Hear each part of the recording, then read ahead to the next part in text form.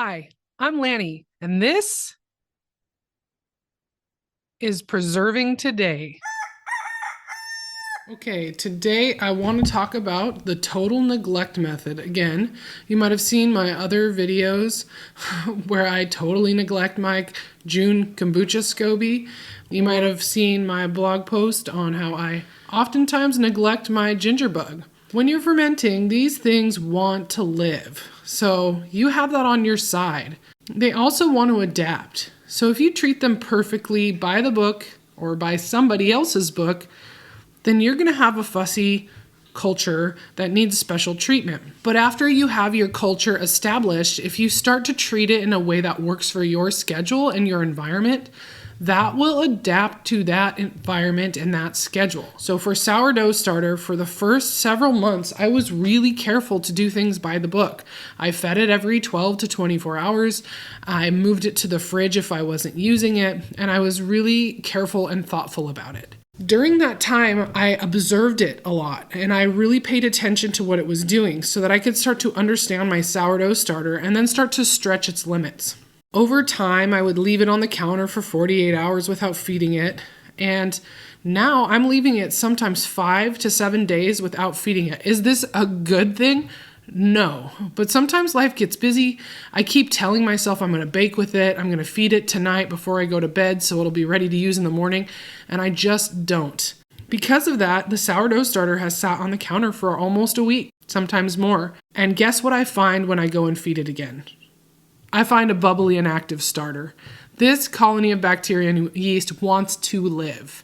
Now, is this absolutely the ideal environment? No. Quite the opposite. It's not ideal.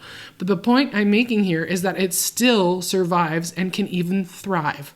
All I do when my starter has sat on the counter for a long time is I feed it once in the morning, and then 12 hours later, I feed it again in the evening, and then 12 hours later, the following morning, it's ready to bake with.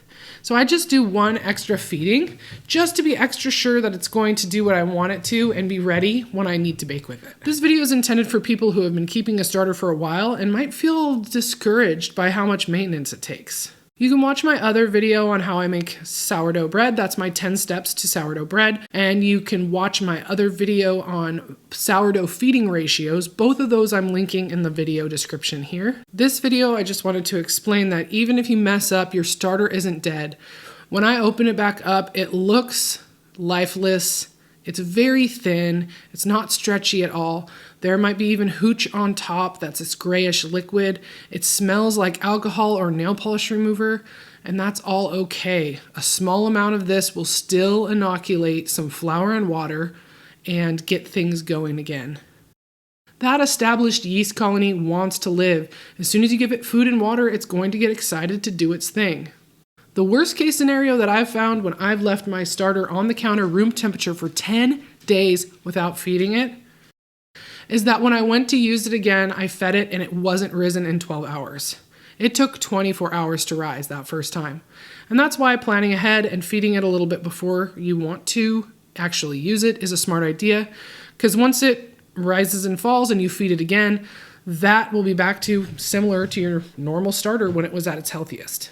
I'm sure there's some professional bakers or extreme sourdough traditionalists or some wild sourdough influencers that would not appreciate this content that I'm creating. This video is not for you guys. It's cool what you're doing. If you're really methodical and you're super specific, awesome.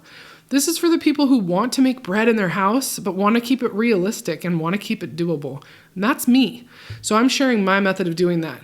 That is, even if you're not perfect, it's not time to throw it away. It's just time to try to manage your expectations and feed it appropriately. And as you can see here, after 2 feedings, once in the morning, then in the evening, and then I used it the following morning, this is back to good after 7 days on the counter, room temperature, without feeding it.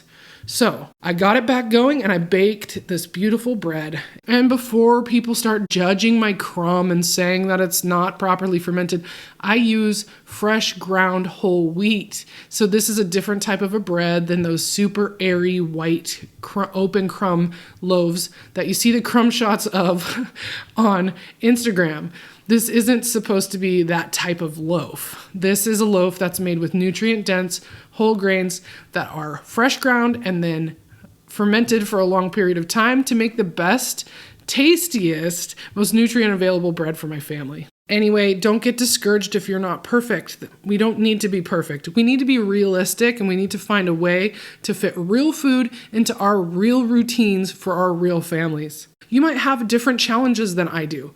The only way to find out is to experiment for yourself. And if you're experimenting, definitely save some of your good starter in the refrigerator so that you can have that as a backup to get things going again if your experiment with leaving it on the counter doesn't work well. How do you care for your starter? Are you a perfectionist, or do you have a different way of looking at it? I'd like to know. Leave a comment. I'm Lanny, and this was Preserving Today.